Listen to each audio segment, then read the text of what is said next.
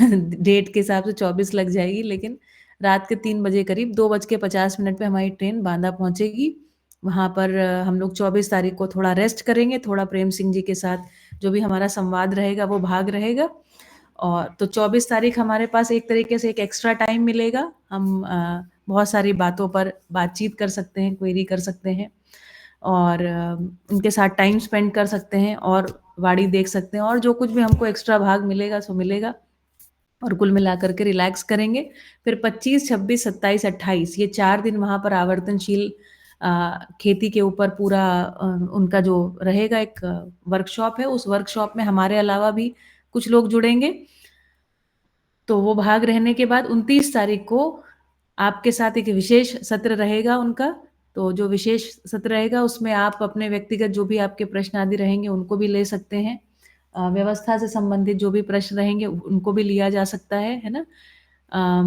तो इस तरीके से 29 तारीख का दिन हमारे पास एक एक्स्ट्रा डे है हमारे अपनी चर्चाओं के लिए। तो 29 तारीख की शाम को हम लोग 7 बजे वहाँ से निकलेंगे, मतलब करीब 5 बजे के आस-पास 5 साढ़े 5 बजे हम लोग वाड़ी से उनके बगिया से निकल जाएँगे और बगिया से निकलने के बाद हम लोग रेलवे स्टेशन पहुँच जाएँगे। तो साढ़े 5 बजे तक का कार्यक्रम आप समझिए। 29 तारीख को हम लोग वहाँ से निकलेंगे, 7 बजे ट्रेन में बैठेंगे, सवेरे 6 बज कर के 40 मिनट पर उज्जैन पहुँचेंगे। उज्जैन में हम लोग थोड़ा फ्रेश वगैरह हो करके थोड़ा सुबह-सुबह नाश्ता पानी जो करना होगा करेंगे और उसके बाद वहाँ से हमारी ट्रेन है करीब 9:40 के आस-पास की ट्रेन है, तो वो है अहमदाबाद तक की ट्रेन। तो शाम को 4 बज के 24 मिनट के आस-पास हम लोग अहमदाबाद वटवा नाम का एक स्टेशन है, वहाँ पहुँचेंगे। वटवा से या तो हम अहमदाबाद के किसी स्टेशन पर जहाँ से नमो भारत चलती हो या तो अहमदाबाद मेन स्टेशन पर, वहाँ तक पहुँच जाएँगे और वहाँ से नमो भारत की टिकट लेके हम रात में करीब 10:50 11 बजे तक अपन भुज पहुँचेंगे।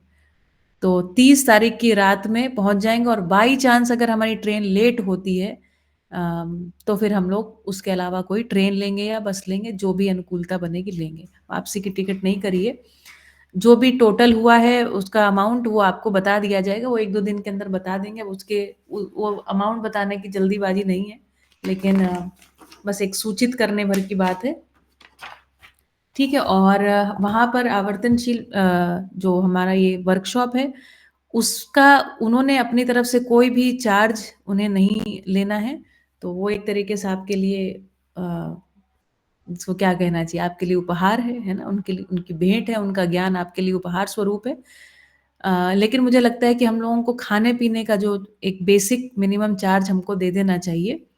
तो वो हम अपनी योग्यता अनुसार मुझे लगता है कि करीब अ, 250 से 300 रुपए प्रतिदिन के हिसाब से हमको 4-5 दिन जो भी हम रहें तो हमको उतना बेयर करना चाहिए, तो उसको हम कर लेंगे, ठीक है? इतना मुझे लगता है, वो भी लेकिन उनकी तरफ से कोई बाध्यता नहीं कि आप खाने-पीने का भी दीजिए ही दीजिए, ठीक है? लेकिन मुझे लगता है कि हमको एक अपना भागीदारी करना अच्छा रहेगा, इस आशय से मैं ये बात कह रही हूँ, ठीक है? तो आप उसको मान लीजिए 24, 25, 26, 27, 28 और 29 1, 2, 3, 4, 5, 6 6 दिन के हिसाब से अगर हम ₹250 लगाएँ, तो 250 गुणे 6 ₹1500 होते हैं खाने-पीने का चार्जेज़। मेरे ख़्याल से हमको प्रति व्यक्ति ₹1500 दे देना चाहिए और बाकी जैसी आपकी इच्छा है ना? ज़्यादा कम जो आपकी इच्छा हो देंगे। आप देंगे तो किसी और के लिए भी वो ये उपहार बना रहेगा उनका, है ना? जो जो भी वो काम कर रहे हैं, ठीक है?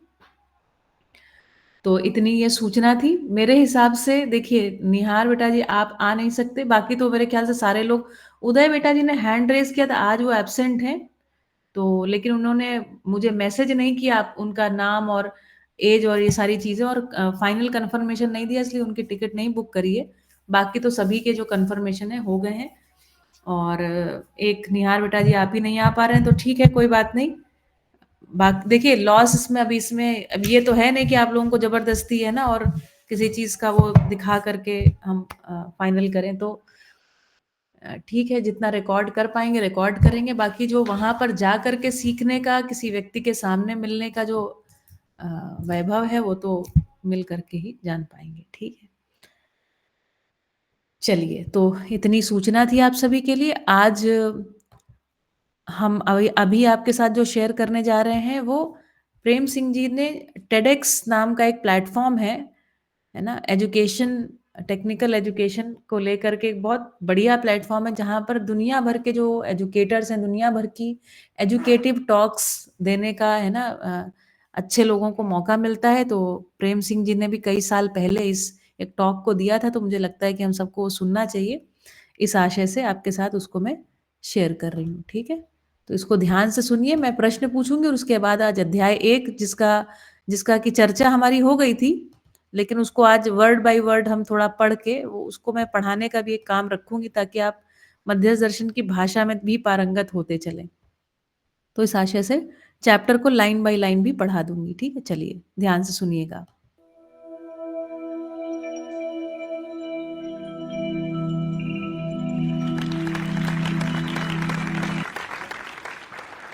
नमस्ते। मैं अपनी बात एक 1975 की एक छोटी सी घटना से करता हूँ। एक सरकारी अधिकारी सरकारी योजनाओं के प्रचार प्रसार के लिए गांव गया था। वहाँ पर एक किसान अपने खेत में, बाग में आराम से गाय चरा रहा था। सरकारी अधिकारी ने कहा कि तुम्हारी ये गाय कितना दूध देती है? किसान ने कहा मेरे परिवार के लिए पर्याप्त दे देती हैं। तो उसने कहा तुम इनको कृत्रिम गर्भाधान क्यों नहीं करवा लेते हो, आर्टिफिशियल इंसेमिनेशन क्यों नहीं करवाते हो? किसान ने पूछा क्या होगा इससे? उसने कहा ये गाय 20 लीटर दूध देने लगेंगी, 25 लीटर दूध देने लगेंगी एक दिन में। तो किसान ने कहा मैं क्या करूंगा? सरकारी अधिकारी ने कहा कि इसको बेच लेना, तुम्हारे पास खूब पैसा आएगा, खूब रासायनिक खाद खरीदना, बीज अच्छे वाले ले लेना और ट्रैक्टर खरीद लेना, ट्यूबवेल करवा लेना। तो किसान ने कहा इससे क्या होगा? उसने कहा इससे अच्छी खेती होगी, खूब पैसा आएगा। उसने कहा फिर क्या करूंगा? कहा आराम से रहोगे। किसान ने कहा भैया मैं तो अभी से आराम से हूं, तुम मुझे इतनी चक्रबंदी क्यों खिला रहे हो? लेकिन सभी किसान इतने दूरदर्शी और बुद्धिमान नहीं थे। 1979 में जब मैंने 1987 में जब मैंने खेती शुरू की, उस समय किसानों के बीच में एक होड़ मची हुई थी। ट्रैक्टर के लिए अच्छा बीज, यहाँ से बीज, वहाँ से बीज, ये वाली खाद डालूंगा तो बहुत ज़्यादा उत्पादन होगा। तो ज़्यादा उत्पादन का, ट्रैक्टर कराने का, ट्यूबवेल कराने का, ट्यूबवेल माने अंडरग्राउंड वाटर लेने का। इसके पहले अंडरग्राउंड वाटर मेरे गांव में नहीं लिया जाता था। एक होड़ लगी हुई थी, उस होड़ में हम भी शामिल हो गए। 87 से 89 90 तक उस होड़ में हम खूब परिश्रम किए, दिन रात काम किया खेत में। और 1990 में एक दिन अपने घर में ही बैठे थे तो एक साल पहले की डायरी देखी कि हमारा आउटपुट क्या रहा। तो मैं 60 एकड़ जमीन करते हैं, हम लोग 4 भाई थे उस समय, साथ में खेती करते थे और पूरे साल भर में 2 से 2.25 से 2.5 लाख रुपए का बेचते थे एक एवरेज। और मैंने देखा कि वो खर्चा कहाँ गया, तो 32,000 रुपया डीएपी यूरिया के खरीदने में गया था, माने रासायनिक उर्वरक। 30,000 रुपए मजदूरी और ट्रैक्टर के ड्राइवर को और थोड़ा बहुत मेंटेनेंस में गया था। 10,000 रुपए हमने पेमेंट किए थे बिजली का बिल। 10,000 रुपए जानवरों के लिए तमाम दवाइयाँ और पशु आहार वगैरह आया था। और 60,000 रुपया गया ट्रैक्टर की किस्त और उसकी ब्याज भरने में। जब हमने टोटल किया तो हमारे हाथ में कुल बचे साल भर में 30 से 40,000 रुपया। अब उस 30 से 40,000 रुपए में 4 भाइयों के परिवार के बच्चों की शिक्षा का खर्चा, कपड़े लत्ते, बीमारी आजारी, सामाजिक कार्यक्रम भी 1-2 होते हैं हर घर में देहात में, वैसे हमारे यहाँ होते थे। हम लगातार कर्जे में थे। तो कुछ साल तक इस मद का पैसा उस मद में, इसको बेच दिया, उसको कम कर दिया, ऐसे किया। मेरे घर में 1978 में गांव का पहला ट्रैक्टर आया था, मेरे पिताजी ने लिया था। मेरी माता जी का आधा किलो सोना बेच के आया था और वो कभी वापस नहीं हुआ। बहुत अच्छी खेती करने के बाद भी बहुत कभी वापस ही नहीं हुआ और इसका रंज उनको पूरे जीवन भर रहा। और हम देखें ध्यान से तो ये मेरी कहानी नहीं है, ये पूरे विश्व के हर किसान की कहानी है कि पिछले 40-50 वर्षों में हमने पुश्तैनी कमाइयाँ जो सोने चांदी के रूप में हर घर में रखी थी उसको खोया है इस नवीन खेती पद्धति में, और जो उत्पादकता थी हमारे खेत की, फर्टिलिटी थी, उस फर्टिलिटी को जिसको हमारे पुश्तैनी पुरखों ने बनाया था पीढ़ी दर पीढ़ी, उसको भी हमने डीएपी यूरिया डाल के एग्जॉस्ट कर दिया। और बाजार और उत्पादन के बीच में बिल्ली और चूहे वाला खेल चलता है। किसान के पास अच्छा उत्पादन होगा, बाजार डाउन। तो इससे किसान लगातार कमजोर होता चला गया और कर्ज के चुंगल में आ गया, बाजार के चुंगल में फंस गया। अंत में उसको बैंक में जाना पड़ा। बैंक में जाने के बाद, बैंक तो किसानों के स्लाटर हाउस हैं, फांसी के फंदे हैं, एक बार गया कभी निकल नहीं पाता। और हमारे सामने हम देखें कि हम तो एक ट्रैप में फंस गए हैं, एक विशियस सर्किल में फंस गए हैं। अब हम जितना निकलने की कोशिश करते हैं उतना ज़्यादा फंसते चले जाते हैं। ज़्यादा उत्पादन के चक्कर में ज़्यादा यूरिया डीएपी डालना, फिर ये वाला खाद आ गया, फिर वो वाला बीज, हम और ज़्यादा ट्रैप में फंसते चले गए। सोचा इसको छोड़ना पड़ेगा, तो बहुत सारे विकल्पों में 1990 के बाद काम शुरू किया। और कुछ आवाज़ें इस तरह की भी आई कि खेती तो घाटे का सौदा है ही। तो सोचा घाटे का सौदा है तो पूरे विश्व की एक भी बीज कंपनी क्यों घाटे में नहीं जा रही है? ट्रैक्टर वाले दिन दूने रात चौगुने बढ़ रहे हैं, इंसेक्टिसाइड पेस्टिसाइड बनाने वाली फैक्ट्रियों का एकदम उबार आ गया है, बहुत सारी हो गई हैं। और ये पैसा कहाँ से आता है? पैसा तो कोई ना कोई किसान खरीदता है। इसके माने किसानी घाटे का सौदा नहीं है, किसानी का कोई तरीका गड़बड़ा गया है। तो जहां पैसा रुकना चाहिए वहां रुकने के बजाय ये चला जाता है जहां नहीं जाना चाहिए। ये संकट है। तमाम विकल्पों में 1990 के बाद काम शुरू किया। 1992 में हम एक विचार से परिचित हुए, सह अस्तित्ववाद हिंदी में कहते हैं, को एग्जिस्टेंशियलिज्म। उसके प्रणेता श्री ए नागराज जी हैं। उस विचार के आधार पर एक दुनिया को देखने का नया तरीका मिला। हमने किसानी को भी उस तरीके से देखा और पाया कि किसानी ही दुनिया का सबसे बेहतरीन आजीविका का साधन है, जिससे पूर्ण तृप्ति के साथ जिया जा सकता है। यदि हम नौकरी के देखें और यदि पहले आदमी को देखें तो यह एक माइंड और बॉडी का एक समूह है, एक जीवन और शरीर का संयुक्त स्वरूप है। और जब जीवन और शरीर की सार्थक उपयोग करते हैं तभी पूर्ण तृप्ति मिलती है। नौकरी में हमने देखा माइंड का पूरा उपयोग करते हैं, शरीर का नहीं करते हैं, एक तरह की तृप्ति है नौकरी में। हमने मजदूरों को देखा, माइंड विवेकहीन श्रम है, उसमें भी एक तरह की अतृप्ति का भाव है। और किसानी विवेक युक्त श्रम है, क्रिएटिविटी है, यह तृप्ति देती है। तो किसानी तो है तो बहुत सर्वोत्कृष्ट मानवीय व्यवसाय है, इसको त्यागने की बात नहीं है, इसको ठीक करने के लिए काम करना पड़ेगा। तो शुरू किया, बहुत सारे विकल्पों में शुरू किया और 15 वर्ष के लगातार प्रयास के बाद एक स्वरूप उभर के आया। और दुनिया उसको देखा कि कृषि विज्ञान जो वर्तमान में बहुत परिश्रम करने के बाद भी किसान क्यों छटपटा रहा है, आत्महत्या के कगार में पहुंच गया है, तो उसकी अवधारणाओं को देखा, कॉन्सेप्ट, किन कॉन्सेप्ट पर एग्रीकल्चर पॉलिसीज और एग्रीकल्चर एजुकेशन वाज बेस्ड। तो तुलना किया सह अस्तित्ववाद से, तो पूरी एग्रीकल्चर पॉलिसी बेस्ड है संघर्षवाद के आधार पर। संघर्षवाद प्रेरित करता है हमें धरती को लूटने के लिए, और ज्यादा डीएपी डालो और ज्यादा पैदा करो। हम जिस डाल में बैठे हैं उसी को काटने जैसा है ये।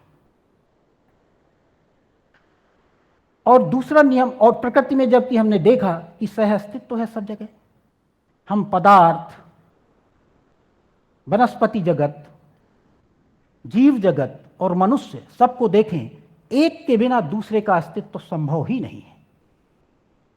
जबकि संघर्षवाद डार्विन का यह बता रहा है कि मनुष्य सेंटर में है और उसके लूटने के लिए ही सारी चीजें हैं।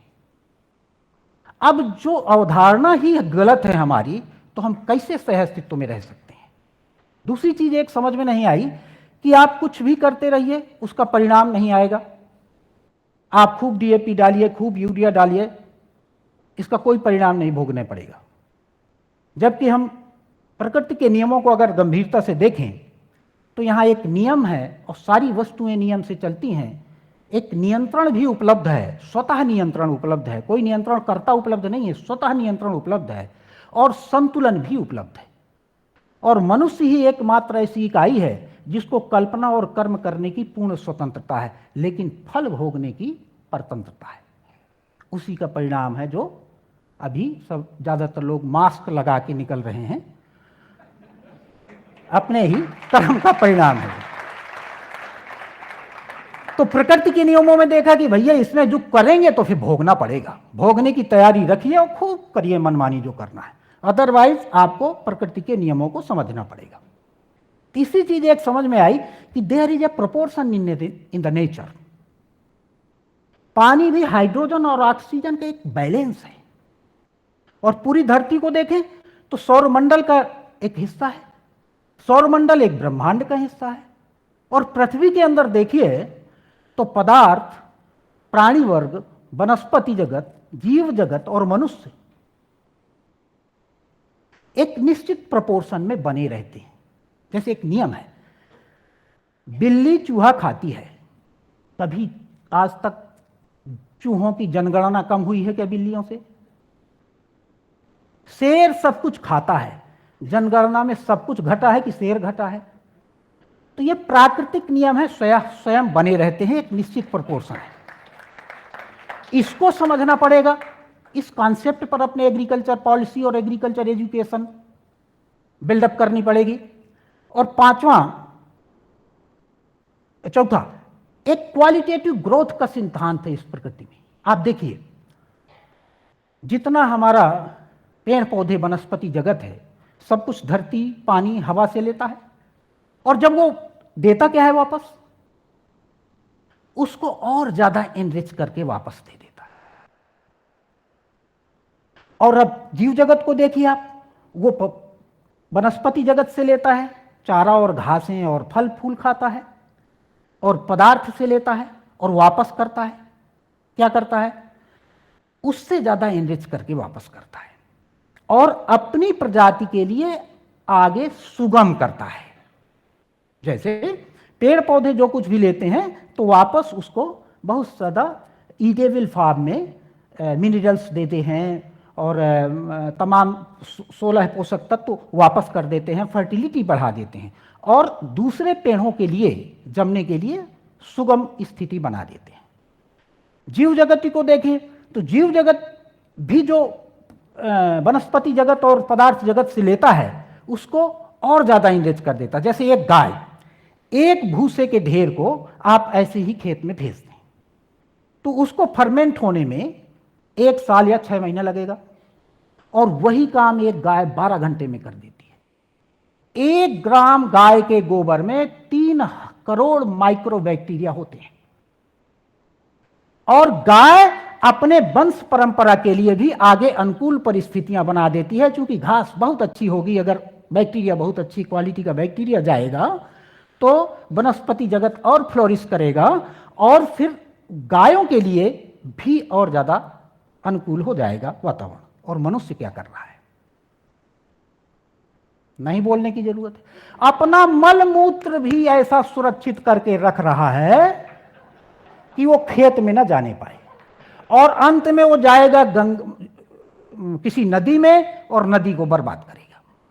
कब तक? सोचना पड़ेगा कब तक। हम कुछ भी रिटर्न नहीं कर रहे हैं।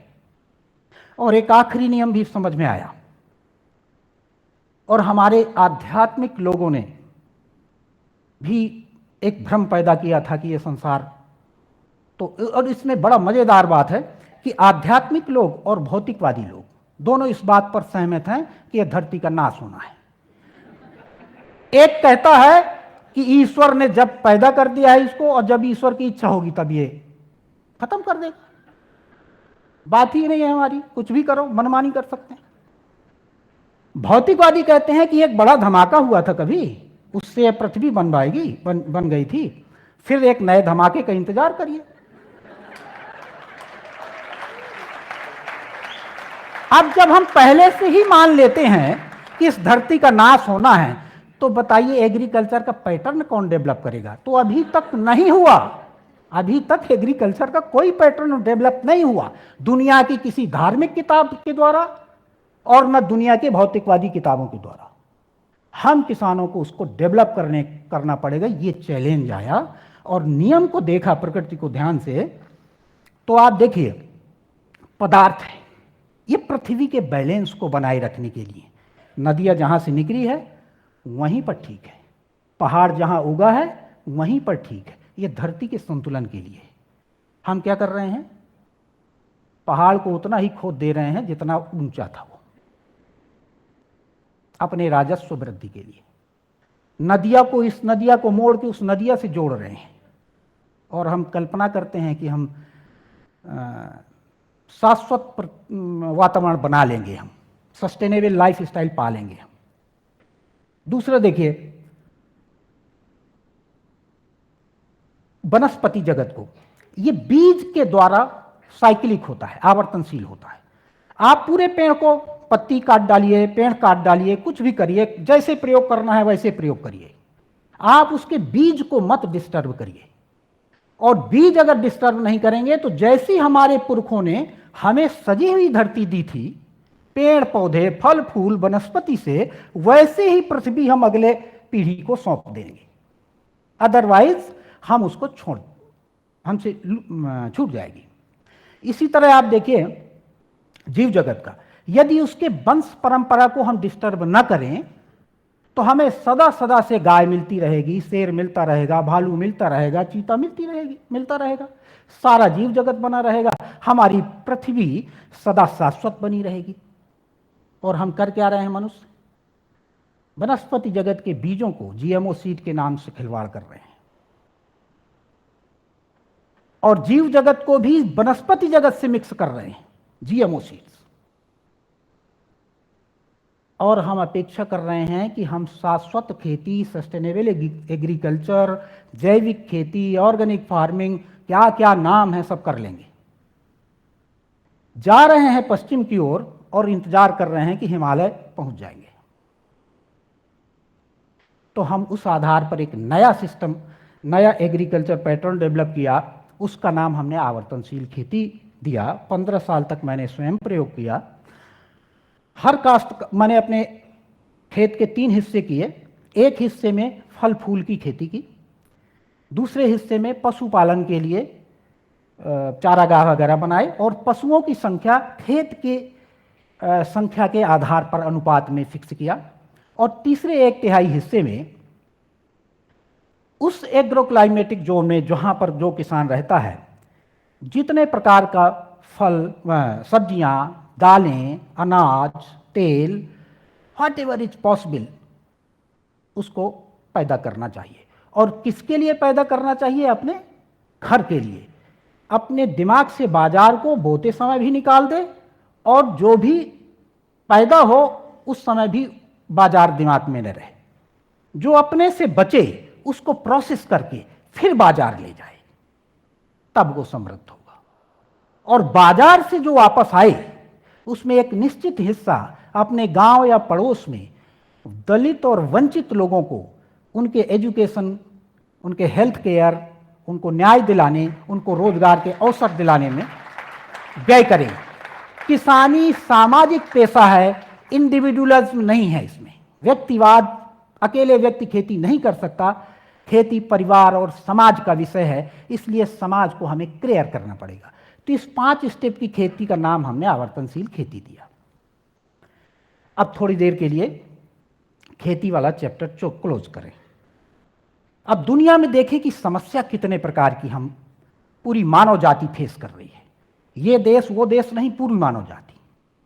तो सबसे पहली समस्या तो पर्यावरण की है, बिल्कुल सामने आ गई।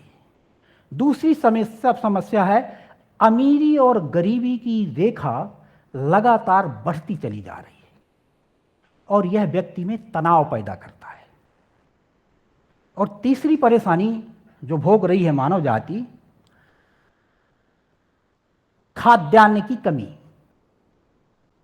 और चौथी कुपोषण। अब इन चारों चीजों को आप ध्यान से देखें और इधर आवर्तनशील खेती को देखें। यदि दुनिया की कल्पना करें, 80% पूरी दुनिया की जमीन हम किसानों के पास है। यदि हम सारे किसान तय कर लें कि हम अपने 1/3 खेत में फल और बाग की खेती करेंगे, 1/3 खेत में पशुपालन करेंगे और 1/3 खेत में जो कुछ भी हमें जरूरत है उसको पैदा करेंगे और उसको प्रोसेस करके फिर आपको देंगे, बाजार को देंगे, इससे सबको पौष्टिक आहार मिलेगा कि नहीं मिलेगा? कुपोषण, जो स्वस्थ डाइट होती है, जो संतुलित आहार का सिद्धांत है, जो उसमें 1/3 फल फूल, 1/3 दूध घी और 1/3 अनाज दाल वगैरह, इसको संतुलित आहार की परिभाषा में माना जाता है। वो स्वतः उपलब्ध हो जाएगा पूरी धरती को कि नहीं? पर्यावरण संतुलन स्वतः उपलब्ध हो जाएगा कि नहीं? और जब हम फल की खेती करते हैं तो उससे 8 से 10 गुना अधिक उत्पादन होता है। 1 एकड़ खेत में किसी भी तरह से 30 क्विंटल से ज़्यादा गेहूं धान पैदा नहीं कर सकते, जबकि 1 एकड़ में अगर हम अमरूद लगा दें तो 70 से 80 और 100 क्विंटल तक अमरूद पैदा कर सकते हैं।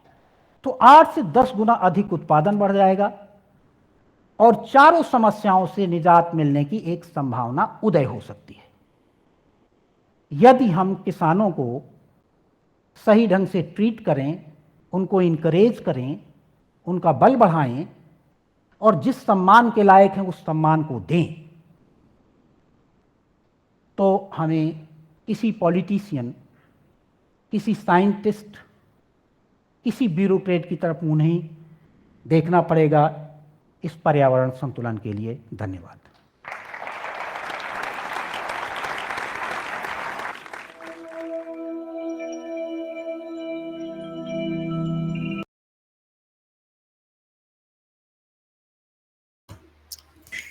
चलिए भाई, तो उम्मीद करते हैं कि आपको देख करके बढ़िया था ना। बताइए क्या सीखा आपने, है ना, इसमें से डीलू भा और निहार बेटा जी, हितेश भाई, वीडियो ऑन कीजिए सभी लोग और बताएं कि क्या सीखा, कौन सी बात पर ध्यान गया इस वीडियो के माध्यम से। और क्लास में बैठे हुए रिद्धि, सुहानी, जिग्नेश बेटा जी, अर्जुन बेटा जी, ऋत्विक, बताएं कहाँ पर ध्यान। जैविक खेती दुनिया को बचा सकेगी। बिल्कुल, पर्यावरण असंतुलन से यदि हमें निकलना है तो हमारे पास जैविक खेती नहीं बचा सकती भैया। नीलू भाई, एक बात को ध्यान में और लेकर के आए, जैविक खेती जो है वो बहुत सारी ऐसी समस्याओं का निदान नहीं करती है जो मानव के बीच की समस्याएं हैं, है ना। उसके लिए आवर्तनशील खेती को हमको अपनाना होगा। मुझे लगता है वहां पर लाइट चली गई, दीपक, है ना। तो आवर्तनशील खेती, जब हम आवर्तनशील खेती की बात करें तो ध्यान दीजिए यहाँ पर क्या कह रहे हैं। साथ में कह रहे हैं कि जो हमारे पास इनकम आई है, जो समृद्धि आई है, उसका एक उपयोग बताया। दलित जो हैं, जो वंचित हैं, जो पीड़ित हैं, शोषित हैं, जिनके पास कम है, उनको ऊपर उठाने का काम, है ना। केवल जैविक खेती करने मात्र से समस्याएं समाप्त नहीं होंगी।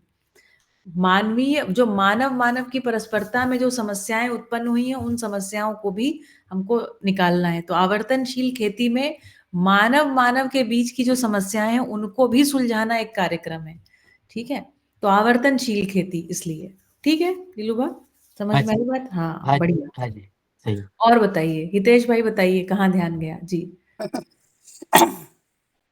बहुत अच्छा लगा प्रेम भैया ने जो एकदम सटीक बात किया, खास करके पर्यावरण के बारे में जो बताया, और आवर्तनशील खेती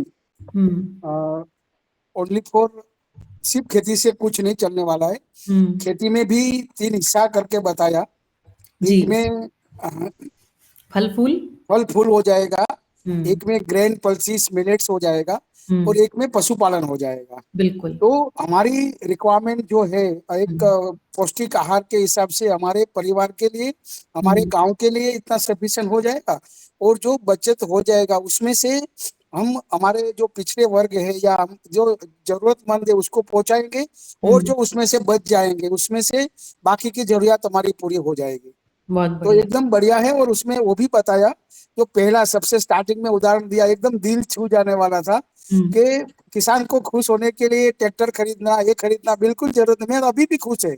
हाँ। मुझे ज्यादा मेहनत करके यूरिया डीएपी डाल के ज्यादा उत्पादन करके ज्यादा मुनाफा लेके फिर ये सब लोगों को देना है, और उसके बाद मुझे खुश होना है। खुश तो मैं अभी है, तो इतना सारा झंझट करके मैं पर्यावरण को खराब क्यों करूं। सही बात है।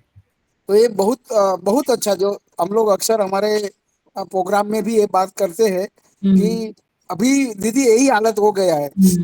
साइंटिस्ट लोग और बाकी की कंपनियां हमको हाइब्रिड बियारण खरीदने के लिए बोलती है, और इसीलिए बोलती है कि उससे उत्पादन बहुत बढ़िया मिलेगा, बहुत ज्यादा उत्पादन मिलेगा। बिल्कुल। उसके अंदर ज्यादा रासायनिक खाद डालना है, ज्यादा पेस्टिसाइड छिड़क करना है। उत्पादन होने के बाद जब भी मार्केट में लेके जाते हैं, तभी मार्केट वाले बोलते हैं आपका उत्पादन बहुत ज्यादा हुआ ना, इसीलिए आपको भाव नहीं मिलेगा। भाव नहीं मिलेगा, बताइए।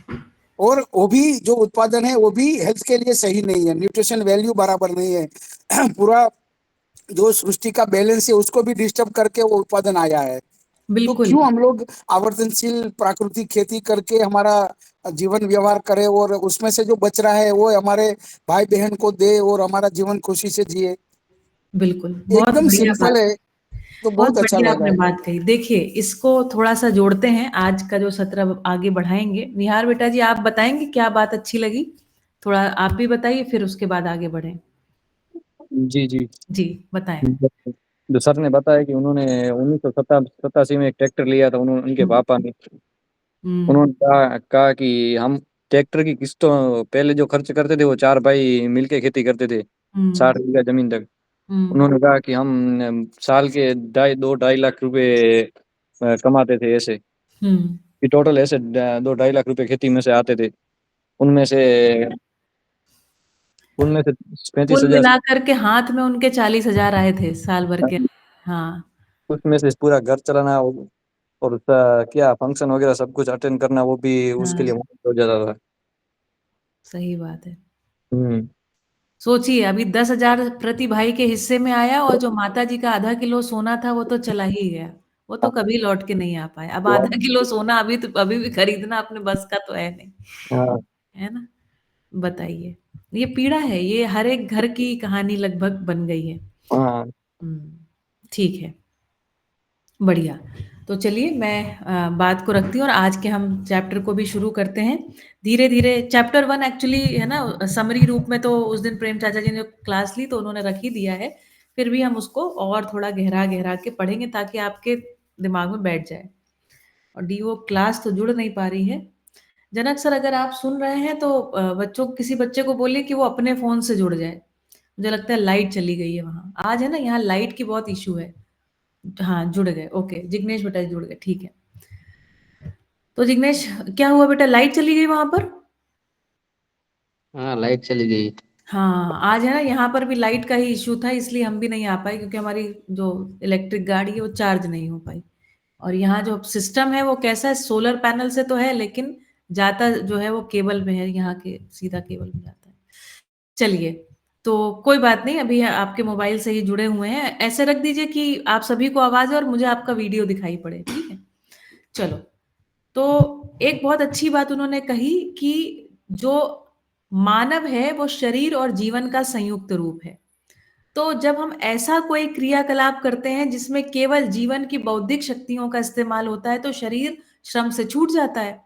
तो वो जो शरीर है श्रम से जब छूट गया तो लाइफस्टाइल डिसऑर्डर्स आ जाते हैं और शरीर में रोग आ जाती है, और इस प्रकार से रोग पूर्वक तो तृप्ति आनी नहीं है शरीर में, है ना? मानव में तृप्ति नहीं आनी है, सॉरी। दूसरी बात, जब केवल शरीर से ही श्रम करते हैं, उसमें कोई बौद्धिकता, किसी विवेक का नियोजन नहीं है, तो भी तृप्ति नहीं आनी। जैसे मजदूरी, तो जब मजदूरी करते हैं तो भी तृप्ति नहीं है, केवल बुद्धिजीवी रहते हैं तो भी तृप्ति नहीं है। है ना? ये दोनों जगह लगभग लगभग इसको करके देखा है ना, मतलब एकदम मजदूरी तो मैंने नहीं करके देखा है, लेकिन उसकी तरफ कोई आकर्षण भी नहीं है, इतना बता सकती हूँ। तो जो विवेकपूर्ण श्रम है, उसको उन्होंने कहा कि वो एक तृप्तिदायक वस्तु है, कि हम उसमें अपनी मानसिकता और मानसिकता के साथ व्यवहार और व्यवहार पूर्वक विवेक के साथ जब हम श्रम का नियोजन करते हैं, तो हमको ऐसा करने से तृप्ति होती है। हमको मानव की हैसियत से हमको ऐसा लगता है कि हम एक अच्छा काम कर रहे हैं। ठीक है? तो एक बात उन्होंने ये बताई। फिर दूसरी बात उन्होंने कहा, जो संघर्षवाद है, जो डार्विन का संघर्षवाद जो हम सबकी रग-रग में अब फैल गया है, जिसको हम कहते हैं ना, life is a struggle, struggle तो करनी ही है ना? और हमको मार्केट कट थ्रोट कंपटीशन, गला काट प्रतिस्पर्धा, उसके लिए हम अपने आप को तैयार कर रहे हैं, अपने ब्रांड को, अपनी वस्तु को तैयार कर रहे हैं, है ना? जैसे आज ही अभी इससे पूर्व जो आपकी क्लास में बातचीत हो रही थी पैकेजिंग को लेकर के, तो हम एक एक दूसरे से बढ़िया श्रेष्ठतर पैकेजिंग की बातचीत करने आ गए ना। तो हमें वास्तव में आहार में जो मूल्य था वो पोषण था। कई बारी मैंने देखा, कई बार ये मैं मतलब ऐसे ही नहीं बोल रही हूँ, इसको हमने देखा है। अब इसको क्या मैं कहूँ, चलिए थोड़ा इसको सच बताती हूँ आपको। हम एलोवेरा का जूस बनाते थे। एलोवेरा जूस बनाने का कुल कीमत 15 रुपए। एलोवेरा जूस को पैकिंग करने का कीमत 23 रुपया। इस तरीके से 38 रुपए में जो जूस बनाते थे, उसमें एमआरपी डालते थे 190 रुपए। हमने उसको, और उसको बेचना, हमारे पास इतनी बाध्यता थी उसको बेचने के लिए, हमको कुल कीमत कितनी मिलती थी? हमको कुल 50 रुपए मिलता था as a producer of the thing, है ना? और उसके बाद फिर जो भी मार्केट और एजेंट्स होते थे, वो सब उसमें से पैसा खा के वो कहानी आगे बढ़ती थी, है ना? वो तो भाई मुझे तो समझ में आया नहीं कि भैया ये बाजार का चक्कर क्या है। मुझे तो गुस्सा आता था, है ना, कि ये ऐसा कैसे। तो उनका जो बाजार था उसका कहना ऐसा था, आप इस पे डालिए 250 रुपए, आपको 50 से मिल जाएंगे 55 रुपीज, और बीच का और मुनाफा। जो व्यक्ति जरा भी श्रम नहीं कर रहा है किसी भी उत्पादन के लिए, उस व्यक्ति को एक तो हमको अपना उत्पादन करने के बाद बेचने की बाध्यता है। दूसरी बात, हम जो कृषक है इस दुनिया का सबसे गरीब आदमी असल में उत्पादक है ना। उत्पादक इस दुनिया में अभी सबसे गरीब स्थिति में है। तो मैंने ऐसा देखा कि कई बारी पैकेजिंग का चार्ज अधिक हो जाता है, और वस्तु की कीमत जो है कम हो जाती है। कीमत मतलब रुपए, मुद्रा के आधार पे मैं बोल रही हूँ, कीमत पोषण के आशय से नहीं बोल रही हूँ। ठीक है? तो दूसरी बात, जैसे उन्होंने एक और उदाहरण दिया कि संघर्षवाद जो है हमें लूटने के लिए प्रेरित करता रहता है ना। तो और अधिक से अधिक जमीन में डीएपी, यूरिया तब तक डालते रहो जब तक कि जमीन बंजर ही ना हो जाए। ठीक है? फिर उन्होंने एक बड़ा अच्छा उदाहरण दिया कि बिल्लियों ने चूहे खाए, लेकिन उससे कभी भी चूहों की संख्या में कमी नहीं हुई। इस तरीके से एक जो आहार श्रृंखला है जीव जानवरों, पेड़ पौधों की, है ना, और इस तरीके से मानवों की संख्या में भी, तो इस पदार्थ राशि जिसको हम धरती के रूप में देखते हैं, तो पदार्थ राशि के रूप में एक संतुलन, फिर प्राणावस्था के रूप में समस्त प्रकार की वन वनस्पतियों का संतुलन, उसके बाद जीवावस्था में आहार श्रृंखला के रूप में एक संतुलन, और मानव की भी एक निश्चित संख्या के रूप में हमको संतुलन देखने को मिलता है। ये धरती आवर्तनशील अर्थशास्त्र या फिर मध्यस्थ दर्शन के हिसाब से 1,000 करोड़ लोग, 1,000 करोड़ लोगों का पेट खूब अच्छे से भरने के लिए और खूब मजे से धरती पर लोगों के रहने के लिए, बिना किसी समस्या, एकदम सब लोग खूब बढ़िया बढ़िया खाएंगे, बढ़िया हवा मिलेगी और बढ़िया पानी होगा और बढ़िया सब व्यवस्था हो सकती है, ऐसे के लिए 1,000 करोड़ के लिए ये धरती खूब पर्याप्त है। बाबा जी श्री नागराज जी बोलते हैं 1,000 करोड़ लोगों के लिए पर्याप्त है। जबकि अभी जो जनसंख्या है 800 या 850 करोड़ है, अभी भी इसमें 150 करोड़ लोग समा सकते हैं। सह अस्तित्ववाद मतलब संबंध पूर्वक जीने का यदि विचार प्रत्येक मानव में आता है तो, लेकिन व्यक्तिवादी उपभोक्तावादी विचार से यदि हम जाएंगे तो फिर आदमी इस धरती पर नहीं जी सकता है। उसके लिए तो एक आदमी के लिए धरती कम पड़ जाएगी। उस एक आदमी को ये धरती भी चाहिए होगी, और उसके बाद बाजू में मंगल भी चाहिए होगा, चांद भी मिल जाए तो और अच्छा, है ना। तो एक आदमी भी व्यक्तिवादी मानसिकता के साथ उसके लिए धरती कम, और वैसे 1,000 करोड़ के लिए बाबा जी ने आवर्तनशील अर्थशास्त्र के अंतर्गत परिवार मूलक ग्राम स्वराज्य व्यवस्था विधि से खूब समृद्धि से जीने का डिजाइन बताया है।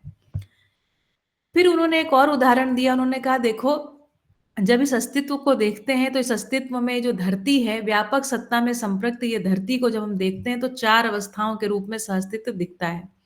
पदार्थ, प्राण, जीव और ज्ञानावस्था। जब पदार्थ, प्राण, जीव इनको देखते हैं तो इनकी एक खूबी क्या दिखाई पड़ती है कि ये सभी अवस्थाएं हर पिछली पीढ़ी इस तरीके से अपने क्रियाकलाप को करती हुई दिखाई पड़ती है कि अगली पीढ़ी के लिए अत्यधिक अनुकूलता बन जाए। जैसे उन्होंने उदाहरण दिया, जैसे पेड़ पौधों का उदाहरण दिया तो कहा कि जो पेड़ पौधे होते हैं जब अगली पीढ़ी के लिए जमीन को और ज्यादा फलद्रूप, और ज्यादा उर्वरा, और ज्यादा पोंचा, और ज्यादा क्या बोलते हैं सॉफ्ट, है ना, करके छोड़ती है ना। क्योंकि जो पत्तियां जब गिरती हैं तो जो एक ह्यूमस उसमें क्रिएट होता है ना, एक छोटी सी पतली लेयर, लेयर बाय लेयर है ना, जो एक क्रिएट होता है, वो सॉफ्ट मटेरियल में कोई भी बीज बहुत आसानी से जर्मिनेट हो जाता है। तो असल में ये देखने को मिलता है कि इन सभी में एक प्रवृत्ति है कि अपने आने वाली पीढ़ी के लिए जो भी व्यवस्था है उसमें अनुकूलता को बढ़ा देना। जबकि जब मानव में देखने को मिलता है, मानव को देखें तो क्या दिख रहा है, जैसा हमारे आज से लेट्स से आज से 100 साल पहले जितनी शुद्ध हवा थी, 100 साल भी ना जाए भाई, आज से हम केवल 25-30 साल पहले, जब 20 साल पहले जाए, है ना, 20 साल पहले का AQI देख लीजिए। और मैं कल देख रही थी भुज का AQI 138 है, जो कि नॉट गुड है। हम लोग सीवियर से थोड़ा कम है, क्या था, अनहेल्दी। हम लोग अनहेल्दी के आखिरी पड़ाव पर पहुंचने वाले हैं, उसके बाद हम भी सीवियर की कैटेगरी में चले जाएंगे। फिर मैंने दिल्ली का देखा, दिल्ली में ऐसा बता रहे हैं कि 500 AQI तो बहुत जगह पर पहुंच रहा है। वो इस आशय से पहुंच रहा है क्योंकि जो हमारा पैरामीटर नापने का है वही केवल 500 तक है। तो जो दूसरे प्रकार के यंत्र लगाए गए उससे पैरामीटर जो है 800-900 के रेंज में भी पहुंच रहा है। इस जगह पे हम खड़े हैं। तो मानव जाति ने अपने आने वाली पीढ़ी के लिए ना शुद्ध हवा, ना शुद्ध पानी आदि कुछ नहीं छोड़ा है, ठीक है। फिर उन्होंने कहा देखिए, हम जो ये चारों अवस्थाओं का धर्म है, पदार्थावस्था का परिमाणानुषंगी या परिणामानुषंगी, बीजावस्था का प्राणावस्था का बीजानुषंगी, जीवावस्था का वंशानुषंगी और ज्ञानावस्था का संस्कार अनुषंगी। संस्कार का मतलब होता है यथार्थ सटीक समझ। वो सटीक समझ तो अभी आई नहीं, है ना। और उस बिना सटीक समझ के हम लोग जो है GMO सीड्स में बेसिकली क्या कर रहे हैं, प्राण अवस्था और जीवावस्था दोनों के जो जीन है उनको मिक्स कर करके हम चीजें बना रहे हैं। अगर मुझे सटीक याद है, मैं भूल गई हूँ अब ये सारी चीजें, बहुत मेरा इंटरेस्ट जो है ना समस्या को समझने में नहीं रह गया, केवल समाधान समझने में रह गया। तो ये जो बड़ा वाला लाल टमाटर आता है, मुझे ऐसा लगता है इसमें टमाटर के साथ मछली का जीन मिक्स है ना। इसमें अगर किसी को अगर मेरी कोई गलती हो तो उसको सुधार दीजिएगा, मैं एकदम सटीक याद नहीं, पर मुझे जहां तक सही याद है तो उसमें मछली का जीन मिला हुआ। इसी प्रकार बहुत सारे जीव जानवरों के जीव मिक्स कर करके हम लोगों ने तरह तरह की जो वैरायटीज है ना उनको बनाया है। और आश्चर्यजनक रूप से हमारे बाजार में मिलने वाला लगभग 50% माल, हितेश भाई ठीक कीजिएगा अगर ठीक ना हो, 50% माल जो मुझे लगता है कि कम वो GMO हो गया है। जैसे हम कॉर्न लेने जाए तो स्वीट कॉर्न ही दिखाई पड़ती, देसी कॉर्न कहीं नहीं दिखाई पड़ती है। इसी प्रकार से बहुत सारा भाग मुझे ऐसा लगता है जब भी हम किसी बाजार में भी, सामान्य बाजारों में भी जा रहे हैं तो वहां पर भी वही सीड्स से उगाया हुआ अनाज या सब्जियां देखने को मिल रही हैं, ठीक है। तो ये बात। उसके बाद उन्होंने कहा किसानी या खेती एक पारिवारिक और सामाजिक कार्यक्रम है।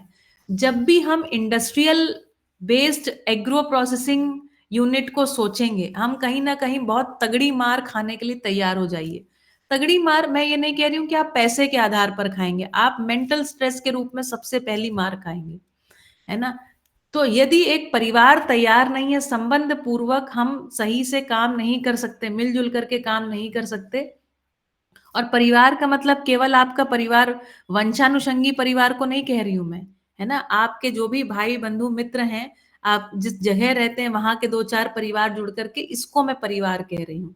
परिवार जहां पर सब लोग मिलजुल करके एक लक्ष्य से कोई काम को करने के लिए तैयार है, वो परिवार है, अन्यथा कोई परिवार नहीं है ना। तो किसानी, और किसानी के बाद एग्रो प्रोसेसिंग, है ना।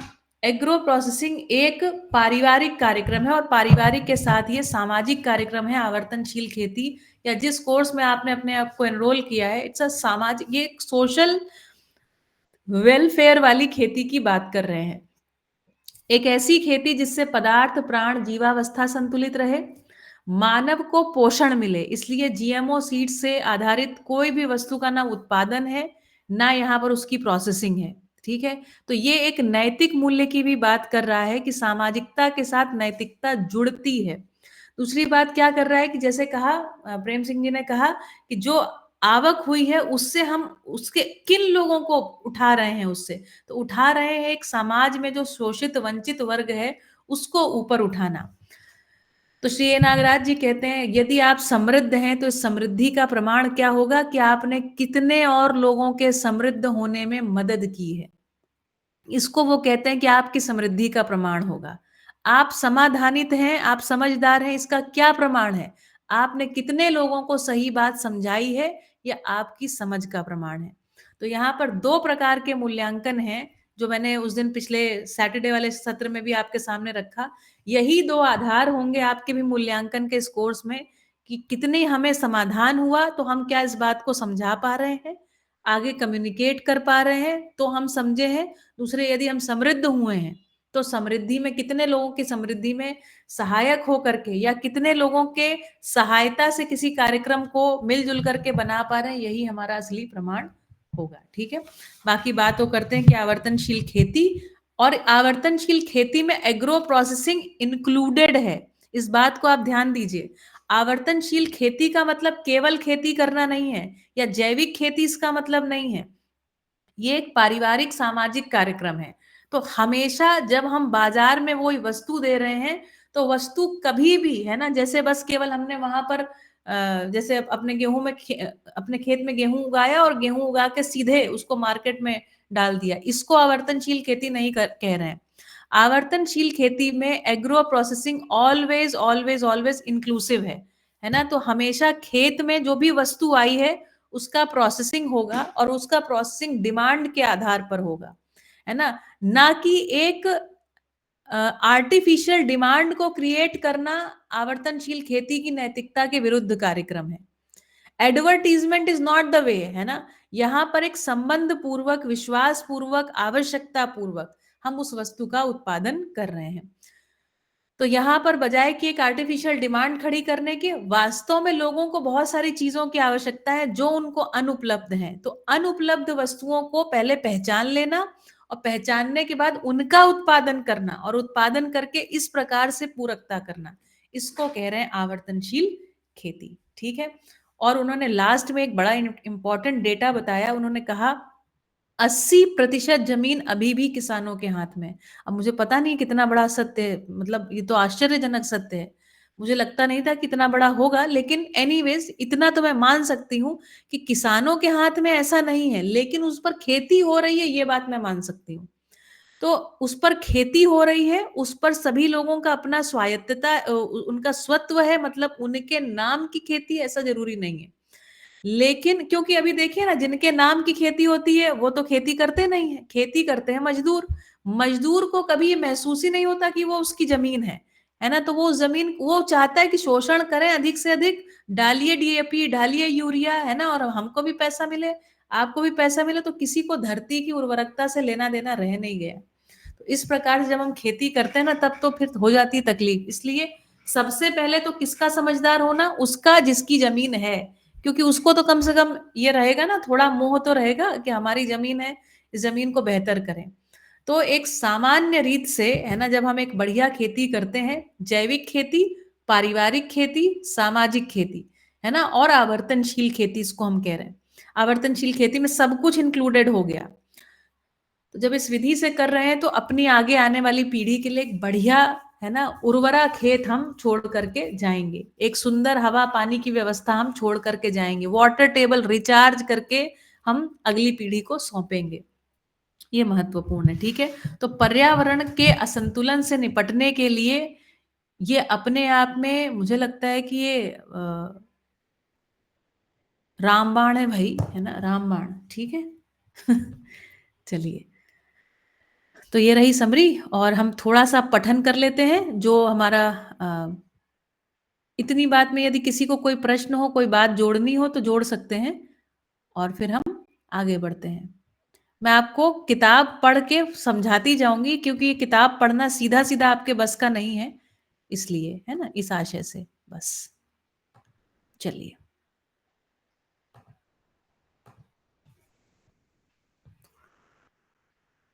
तो थोड़ा सा मैंने आपको समझाया था। देखिए क्या कह रहे हैं, अर्थ को, अध्याय 1, अर्थ को पहचानने की शुरुआत क्रम से, है ना, अर्थ की परिभाषा और मान्यता। आवर्तनशील अर्थशास्त्र को हमें, अर्थात श्री ए नागराज जी को, लोकमानस, लोक मतलब सभी लोगों के, मानस मतलब मानसिकता, है ना, तो इसके लिए आपको अपने विचार को लगाना पड़ेगा। यदि विचार पूर्वक इस बात को सुनेंगे तब समझ पाएंगे। तो कह रहे हैं आवर्तनशील अर्थशास्त्र को हमें लोकमानस के सम्मुख प्रस्तुत करने का शुभ अवसर प्राप्त हुआ।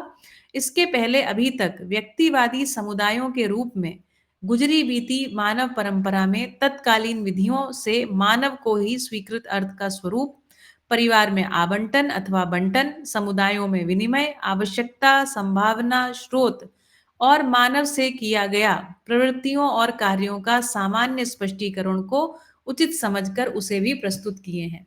तो कहने का भावार्थ ये है कि हमने जो भी अभी अभी तक मानव इतिहास में जिस तरीके से अर्थ को समझा गया है ना, धन को कैसा समझा गया, उसको भी आपके सामने प्रस्तुत किया है। तो एक तरीके से देखा जाए तो मानव की कहानी है कि मानव ने किस तरीके से अर्थ को समझा है, उसको जैसा समझा, उसके बाद किस तरीके से उसका परिवार में आवंटन अथवा बंटन किया है, किस तरीके से बंटवारा हुआ है, बंटवारे आदि से जो झगड़े आदि हुए हैं उसकी चर्चा हमने पिछले सत्र में कर ली थी, तो आज नहीं करेंगे, आगे कहानी सुनते हैं। देखिए कह रहे हैं, मूलतः आदिमकालीन मानव की परंपरा का संबंध वर्तमान से जुड़ा होना स्वाभाविक है। ये बड़ा इंटरेस्टिंग है। कई बार हमको लगता है कि हम कुछ अलग हैं, वास्तव में बाबा जी कह रहे हैं कि भैया ऐसा नहीं है। आप जो हैं आज की तारीख में, आप जो हैं अपने पुरखों से जुड़े ही हुए हैं। आपके पुरखों ने जो जो चीजें खोजी, जिस जिस वस्तु को सही समझा, उसको परंपरा में प्रवाहित किया गया है, उसको आपकी पीढ़ी में प्रवाहित किया है। जैसे मैं एक उदाहरण देती हूँ कि जंगल में जब मानव का प्रकटन हुआ होगा तो सीधा ब्रश करना तो उसको नहीं आया होगा। उसने जीव जानवरों से देख करके कुछ खाना पीना और बहुत सारी चीजें सीखी, लेकिन कोई भी जीव जानवर ब्रश नहीं करता रहा। लेकिन उसके दिमाग में आया कि नहीं, ये दांतों को यदि ब्रश किया जाए, है ना, तो फिर वो दांत ज्यादा लंबे चलेंगे। और इस तरीके से उसने ना नीम चबाने लगा होगा, है ना, अमरूद की वो चबाने लगा होगा दातून, ऐसा करते करते काफी कुछ खोज लिया। नमक तेल लगा करके मंजन करने लगा होगा, लौंग का तेल लगाना, कैसे कैसे क्या क्या सीख गया होगा। तो इस तरीके से बहुत कुछ, जो, और बहुत कुछ नहीं, मैं तो समझती हूँ 99.99% हम आज जो कुछ भी हैं वो सब हमारे पुरखों के कारण ही है। न जाने किसने भेड़ से ऊन मिल सकती उसको पहचाना होगा, किसने ऊन को बनाया होगा, ऊन को बनाने के बाद किसने वो सलाइयां होती वो बना ली होंगी और फंदे डाले होंगे और स्वेटर बुना होगा, फिर किसी ने मशीन बनाया होगा, मशीन बनने के बाद ये स्वेटर बन के जब आज मिला है मेरे को, तब मैं इसको पहन करके सर्दी में बच रही हूँ और इतनी बढ़िया बात उसके आगे की पीढ़ी के लिए कर रही हूँ। तो ये जो पूरी मानव जाति है, यदि हम मानव जाति को देखते हैं तो मानव जाति एज अ यूनिट, मतलब आज से ले पूरी मानव जाति में जितने मानव पैदा हुए हैं उन सब का एक कल्मिनेशन, उन सब का एक सामूहिक प्रयास के रूप में आज हम यहाँ बैठे हैं। ये जो चश्मा हमने लगाया है, ये जो हेयर बैंड हमने लगाया है, जो कपड़े हमने पहने हैं, ये जो माइक और पूरा लैपटॉप और ये सब कुछ लेके बैठे हैं, जिस घर के अंदर बैठे हैं, इसमें से कुछ भी हमने अकेले नहीं प्राप्त किया है ना। तो हम जो कुछ भी अभी कर पा रहे हैं उसमें हमेशा पूर्व अपनी पीढ़ियों के प्रति और उस पीढ़ी में समस्त के प्रति कृतज्ञता। जो अनाज हमने आज सवेरे खाया, न जाने किसने उगाया था, है ना, और फिर उसके बाद न जाने किसने, कौन किस पीढ़ी में खोजा होगा कि दाल को इस तरीके से उबाल के खाना चाहिए, उबालने के बाद किसी ने कहा होगा नहीं तड़का लगाओ तो और अच्छा है ना, और दाल चावल सब्जी रोटी संतुलित एक आहार होना चाहिए, न जाने किसने खोजा समझा होगा, और आज हम उसके साथ जी करके बढ़िया से जी पा रहे हैं। तो बहुत सारे यथार्थ जो है मानव को प्राप्त हुए हैं, जिसके फलस्वरूप हम एक लंबी दीर्घायु को प्राप्त हुए हैं। अब साथ में जहां-जहां मानव अयथार्थ को जैसा ऊटपटांग समझ के जी रहा है, वहां तो गड़बड़ हो ही रही है उससे। लेकिन बहुत कुछ यथार्थ को भी पकड़ा है, जिसके कारण से मानव सटीक भी जी रहा है। ठीक है? तो यदि आप देखेंगे कि पहले के ज़माने में लोगों की जो एवरेज आयु होती थी, वो बहुत अधिक नहीं होती थी, लेकिन आज की पीढ़ी में वो एवरेज एज जो है काफ़ी बढ़ गई है, ठीक है? चलो, तो इसलिए कह रहे हैं मूलतः आदिमकालीन मानव की परंपरा का संबंध वर्तमान से जुड़ा होना स्वाभाविक है। दूसरी भाषा से नियति सहज है। मैं आपको एक उदाहरण देती हूँ, गेरू माटी नाम की एक चीज़ होती है। गेरू माटी जो होती है, वो लाल रंग की एक मिट्टी होती है। गोबर में उसको मिक्स करके उससे लिपाई करते हैं, लाल रंग की लीप जाती है।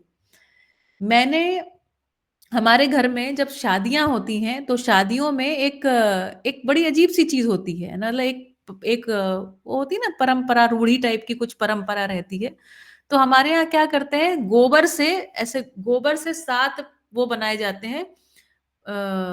नहीं, गोबर से ऐसे वो बैकग्राउंड बनाए जाते हैं, उसके बाद गेरू से लिपे हुए 7 पुतले जैसे स्ट्रक्चर बनाए जाते हैं और उनको हमारे पुरखे मान करके फिर उनकी पूजा की जाती है।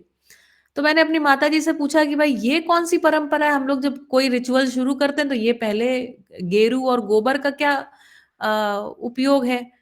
खैर मुझे उनके पास से तो कोई उत्तर नहीं मिला, लेकिन जब मैंने खुद रिसर्च करने शुरू की और इस विषय को लेकर के खूब पढ़ने अढ़ने लगी, तब मुझे एक जगह ये मिला। एक समय में इतना ज्यादा, मतलब जब मानव इस धरती पर रहा तो कई बारी रेडियो एक्टिव रेडिएशन टाइप का जो एक हीट बहुत रहता था।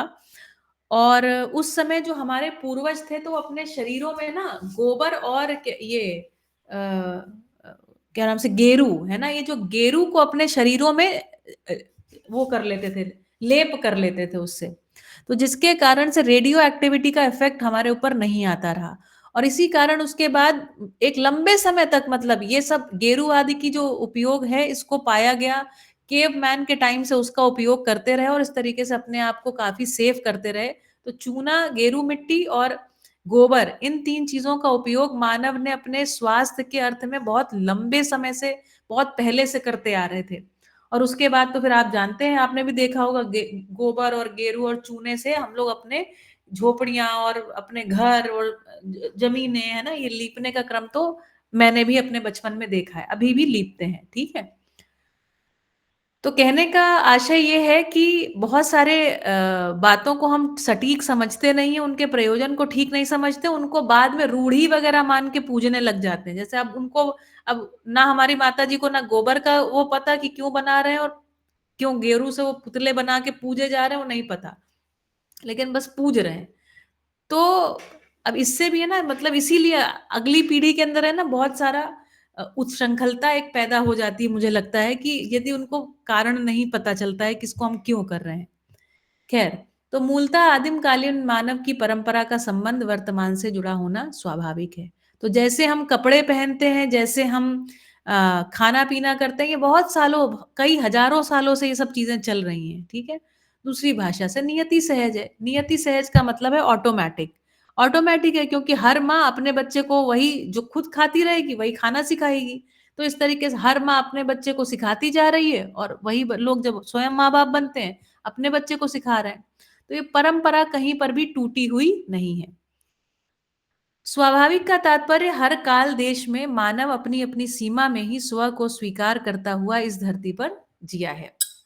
इसका प्रमाण क्रमागत रूप में पाई जाने वाली पीढ़ी से पीढ़ी ही है। नियति का तात्पर्य विकास क्रम, विकास और जागृति क्रम, जागृति से है। तो मैंने इसको आपको समझाया था पहले के क्लासेस में। विकास क्रम जो है, परमाणु, जितने भी गठनशील परमाणु हैं उनको विकास क्रम कहा। सभी गठनशील परमाणु जो हैं आपस में एक दूसरे के साथ जुड़ करके, है ना, या रिएक्शन करके विकास क्रम में ही बहुत सारी रचनाओं को प्रस्तुत किए हैं। विकास हमने कहा है गठनपूर्ण परमाणु अर्थात जीवन को। तो ये जो विकास क्रम में गठनशील परमाणुओं के माध्यम से बनी हुई रचनाएं और उसमें जो भौतिक रासायनिक क्रिया की सर्वोच्च रचना है जिसको हमने कहा मानव का मेधस्तंत्र, उसको संकेत देने वाला और उससे संकेत ग्रहण करने वाला जो परमाणु है जिसको कहा जीवन, तो वो विकास क्रम और विकास इस प्रकार से पूरकता पूर्वक, मतलब मानव शरीर के माध्यम से जागृति क्रम और जागृति इसको प्रकट करने का एक क्रम है। जागृति का तात्पर्य जानने, मानने, पहचानने, निर्वाह करने वाला मानव ही है। तो अभी जो हम स्थिति है, हम जागृति क्रम में हैं। अभी हमने सटीक पहचाना नहीं है, अभी हम जाने नहीं है, किसको? यथार्थ को नहीं जाने हैं। जिस दिन हम यथार्थ, सभी वस्तुओं का यथार्थ समझ करके जीते हैं। सभी वस्तुएं क्या? 4 वस्तुएं हैं, बस, ज्यादा नहीं है। पदार्थ, प्राण, जीव और ज्ञान, चारों वस्तुओं को यदि यथार्थ समझ करके उनके स्वभाव धर्म के अनुसार इस धरती पर संतुलन को बनाए रखते हुए जीते हैं, तो उसको कह रहे हैं मानव। और नहीं तो बाबा जी ने कहा है पशु मानव और राक्षस मानव।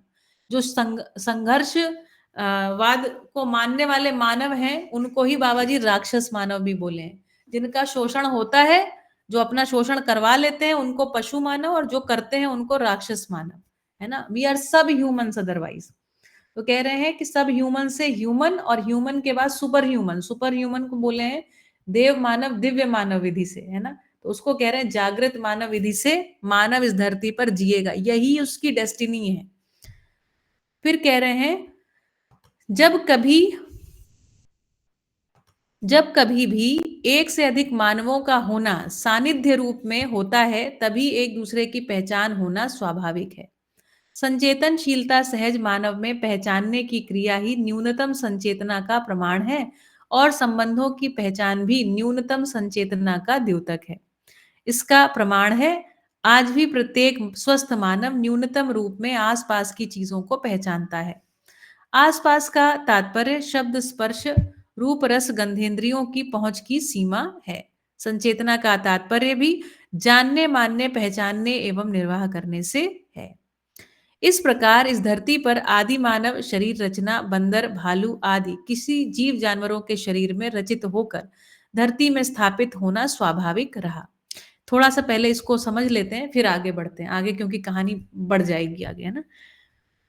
तो कह रहे हैं एक दूसरे मानव जो है सभी चीजों को पहचानता है। कैसे पहचानता है? तो शब्द, स्पर्श, रूप, रस, गंध, मतलब ये जो पांचों हमारी ज्ञानेंद्रियां हैं। ज्ञान किसको होता है? जीवन को होता है।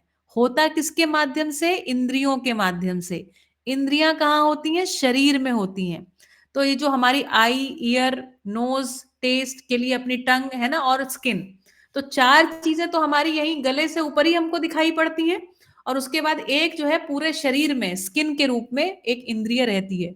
तो शब्द, स्पर्श, रूप, रस, गंध नाम की जो पांचों ज्ञानेंद्रियां हैं, इसके माध्यम से इस संसार में जो रूप और गुण की सूचना है, इस संसार में जो चारों अवस्थाएं हैं, उसमें रूप और गुण की सूचना जो है इस इंद्रियों के माध्यम से मानव ग्रहण कर लेता है।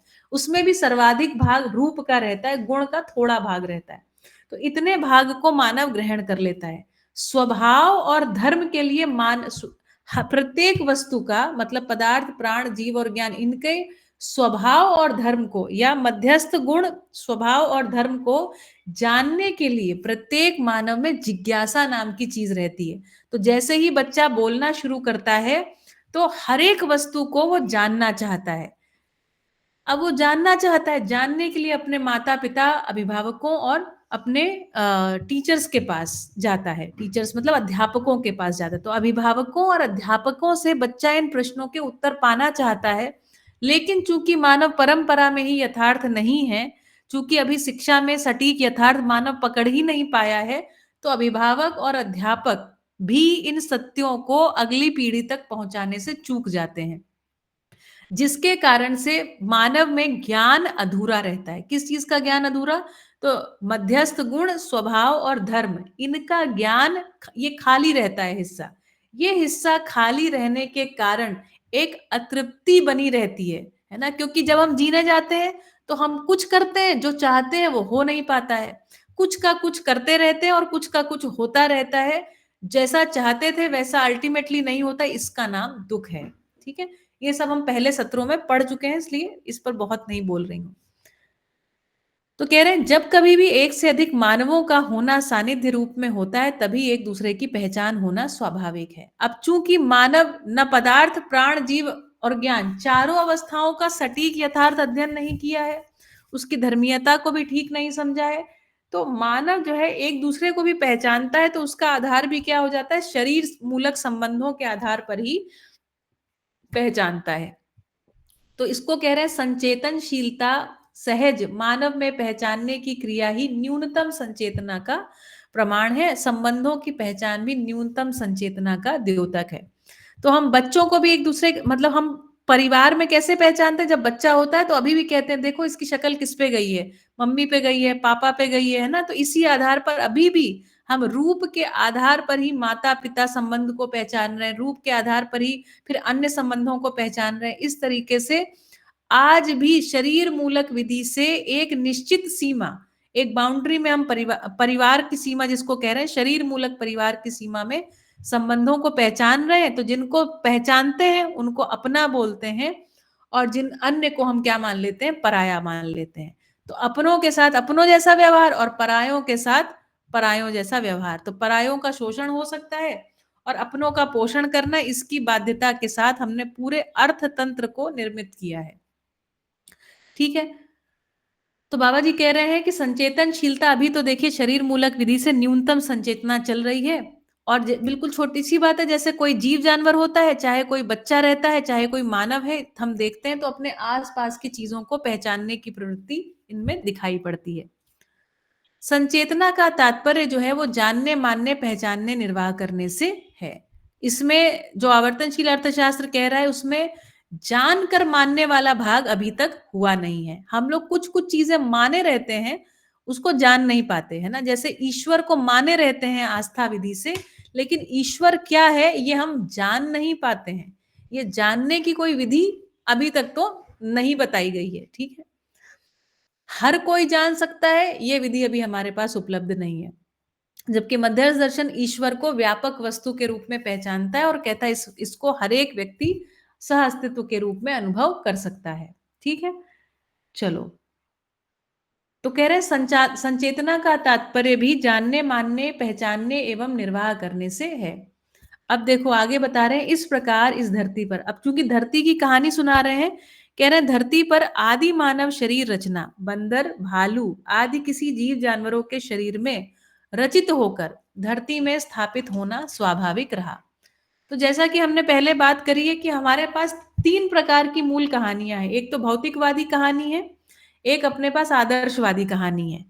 तो भौतिकवादी कहानी कहती है एक धमाके, एक बिग बैंग से इस धरती की रचना हुई है और रैंडमली सब कुछ चल रहा है। ये बड़ा केओटिक है।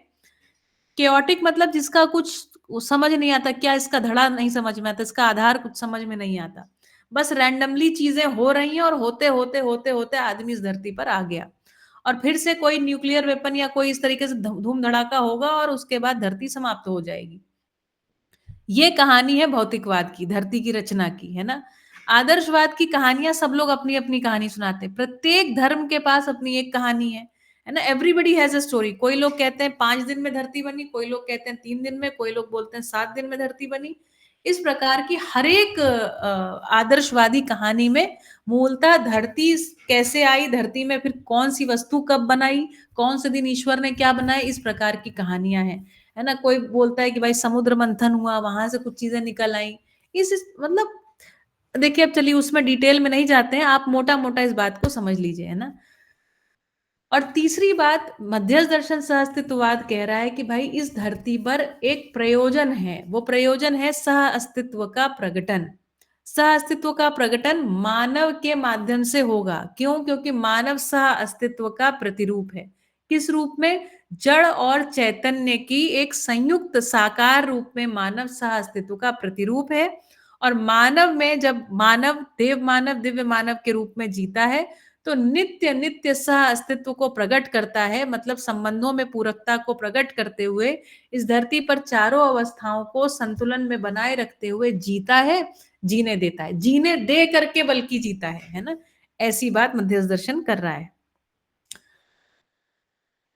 तो कह रहे हैं, दूसरी बात क्या कह रहे हैं, अभी तक जो हमारे पास भौतिकवादी कहानी है उसमें कह रहे हैं कि मानव की शरीर रचना जो है केवल बंदर से प्रकट हुई है, जबकि सहअस्तित्ववाद कह रहा है कि इस धरती पर प्रत्येक अलग अलग कॉन्टिनेंट में एक ही समय पर, लगभग एक ही समय पर अलग अलग कम से कम 6 या 7 धातुओं से रचित जो जानवरों के शरीर थे, उन्हीं में एक समय में जब विकिरणीय प्रभाव इस प्रकार से हुआ कि जीन पूल में कोई शिफ्ट हुआ और उन सभी के शरीर से मानव शरीर रचनाएं उत्पन्न हुई।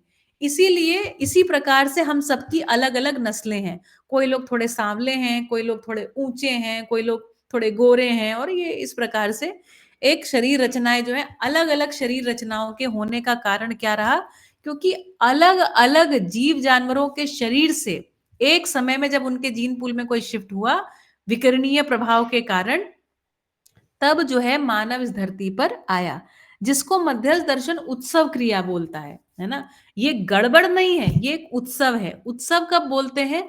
जब पिछली सभी अवस्थाओं के साथ इस अवस्था का संतुलन प्रमाणित होता है, तो अपने आप अस्तित्व सहज विधि से जो हमारा डीएनए रहता है, किसी भी अवस्था का डीएनए रहता है, उसमें एक वेरी वेरी स्लाइट चेंज होता है, जिसके कारण से अपने आप नई प्रकार की रचनाएं प्रकट होती हैं। तो बस यहाँ पे कह रहे हैं कि इस प्रकार इस धरती पर आदि मानव शरीर रचना बंदर, भालू, अब यहाँ पे आदि में और नहीं लिखा, लेकिन बाबा जी ने कहीं पर गाय भी बोला है ना। और इस प्रकार के जो जीव हैं, उनमें से उनके शरीर रचनाओं में से ये धरती पर स्वाभाविक रूप से स्थापित हो गई मानव शरीर रचना। क्योंकि इस धरती में मानव शरीर रचना के पहले किसी एक प्रजाति के जीव शरीर रचना और उसकी परंपरा स्थापित होने के उपरांत दूसरे प्रजाति की शरीर रचना सहित परंपरा विधियों से विकसित होना देखा जाता है ना। तो ऐसा नहीं था कि केवल 2-4 मानव आए, एक साथ कई सारे मानव धरती पर प्रकट हुए हैं। मेधस युक्त, मेधस मतलब ब्रेन, मेधस युक्त शरीरों में समृद्ध मेधस युक्त शरीरों के क्रम को इस धरती पर देखा जा सकता है। तो समृद्ध मेधस का मतलब होता है ऐसा ब्रेन, जीव जानवरों में ऐसे ब्रेन होते हैं, जब मानव उनको बुलाता है, पुचकारता है ना, रोटी देता है, प्यार करता है, तो उसको जो पहचानते हैं, ऐसे सारे ब्रेन को बाबा जी समृद्ध मेधस कहते हैं, है ना। तो जैसे कुत्ता है, गाय है, घोड़ा है, जो भी मानव के साथ अपने संकेतों को पहचानता है, मानव के साथ उसकी मैत्री हो जाती है या मानव के संकेतों को ग्रहण कर पाता है, तो ऐसे सारे जो मेधस तंत्र हैं, वो सभी के सभी समृद्ध मेधस हैं। मानव के मेधस को बोलते हैं समृद्धि पूर्ण, मतलब पीछे की जो अवस्था है उसमें समृद्ध मेधस और मानव में समृद्धि पूर्ण। तो चूंकि हमारा जो ब्रेन है वो समृद्धि पूर्ण हो गया है, इसलिए कल्पनाशीलता के साथ हमारे अंदर कर्म स्वतंत्रता भी आ गई है। So we are imaginative as well as we have the free will. लेकिन फ्री विल का अस्तित्व सहज विधि से देखेंगे तो सबसे पहली इच्छा होती है जानने की। तो जिज्ञासा में यदि ज्ञान आता है ना, यदि ज्ञान में जिज्ञासा तृप्त होती है, मानव समाधानित होता है, तो ऐसा मानव कर्म स्वतंत्र हो जाता है। कर्म स्वतंत्रता का मतलब होता है कि जैसी हमने कल्पना किया उसके अनुरूप ही परिणाम आया। ये कब आता है? जब हम किसी वस्तु के यथार्थ को समझते हैं। यथा अर्थ, जिस वस्तु में जैसा प्रयोजन है उसको हम वैसा ही समझते हैं, तब ये अपने आप होता है। और ऐसे कर्म स्वतंत्र मानव जो हैं निरंतर सुखी रहते हैं। ठीक है, इसका एक डिजाइन बताए हैं। तो कह रहे मेधस युक्त शरीरों में समृद्ध मेधस युक्त शरीरों के क्रम को इस धरती पर देखा जा सकता है, जिसको डार्विन ने भी स्टडी किया है। एक विकास क्रम या एवोल्यूशन के रूप में डार्विन ने एक भाग को सही एक सटीक वो क्रम बनाया है, जिसको बोलते हैं उसने हड्डियों की रचना में जो चेंजेस हुए हैं उसके आधार पर स्टडी को किया है। ठीक है, इसको हम देख सकते हैं। आप इसको साइंस में जो पार्शियल स्टडी हुआ है, कहीं कहीं कुछ अच्छा है, उस भाग को ले सकते हैं। इसी क्रम में मानव शरीर रचना का भी उद्भूत होना, उद्भूत मतलब अस्तित्व में आ जाना, मेधस रचना क्रम एवं उसकी परिपूर्णता के अर्थ में मानव शरीर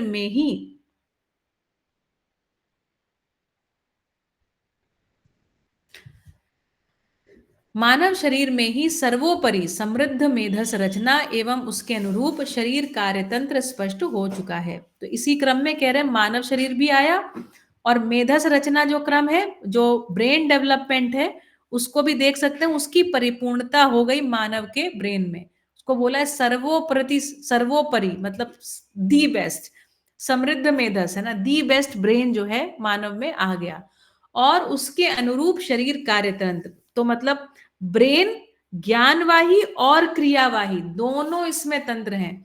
तो जीवन जो है ब्रेन को संकेत देता है और ब्रेन जो है बॉडी को संकेत देता है। तो इस आधार पर वो पूरे कामों को कर सकने में सक्षम एक शरीर हमारे पास आ गया। ये महत्वपूर्ण है ना, इसको बाबा जी कहते हैं विचार के अभाव में मानव में कोई क्रिया नहीं। जैसे हम लोग बोलते हैं हमारा मन नहीं कर रहा है, तो ऐसा नहीं होता है कि हमारा शरीर नहीं कर रहा है, ऐसा नहीं बोलते हम बोलते हैं हमारा मन नहीं कर रहा है, मतलब हमारे विचार में भी ये आ रहा है कि हमको भी नहीं करना है, तो फिर हमारा शरीर बैठा रहता है। और अगर हमारे विचार में या हमारे मन में ऐसी बात आ जाती है कि हमको ये काम करना है, तो फिर हम अपने शरीर, वो शरीर अपने आप चलने लग जाता है।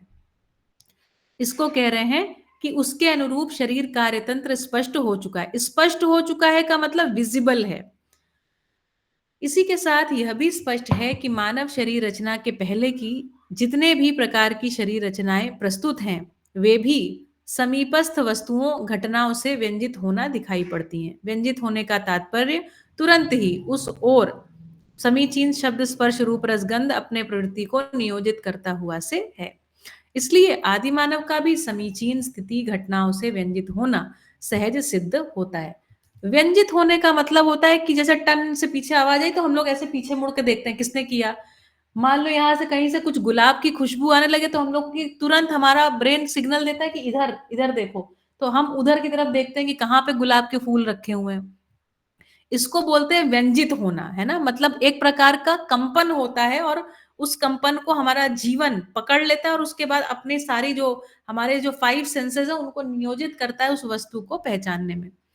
और ये कह रहे हैं कि ये तो दूसरे जीव जानवर जो हमसे थोड़ी सी पीछे वाली रचनाएं हैं उनमें भी देख सकते हैं। जैसे गाय है, कहीं से उसको खुशबू आ जाती है रोटी की या कुछ कुछ वस्तुओं की, खाने पीने की वस्तुओं की, तो तुरंत उसके पीछे पीछे दौड़ने लग जाती है ना। जैसे मैं यहाँ से चाणी पे डालने जाती हूँ जब तक, तो पीछे पीछे ना ऑलमोस्ट दौड़ने लग जाती है कि वहां तक अभी खाना वहां पर जाकर के मिलेगा।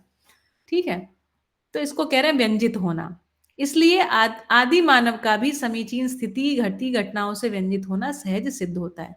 तो आदि मानव में भी चूंकि इसी प्रकार की रचनाओं से मानव शरीर भी आया, मतलब बंदर, भालू, गाय आदि से, तो इसी कारण से चूंकि वो भी व्यंजित होते हैं तो अगली शरीर रचना तो डेफिनेटली व्यंजित होगी। तो हमारे अंदर 4 विषय और 5 संवेदनाओं को लेकर के व्यंजित होना सहज ही वहां से आ गया। तो मानव अब उसमें बस गड़बड़ यहाँ पर ये होगा कि अभी भी हम लोग वहीं पर पड़े हुए हैं, उससे आगे बढ़ना है ना। ठीक है, कितना बज गया? ठीक 6 बज रहा है। चलिए, तो यहाँ पर रोक सकते हैं, इसके आगे की कहानी परसों सुनाएंगे आपको। ठीक है, चलिए, तो सत्र को रोकते हैं यहाँ पर। सभी को नमस्ते।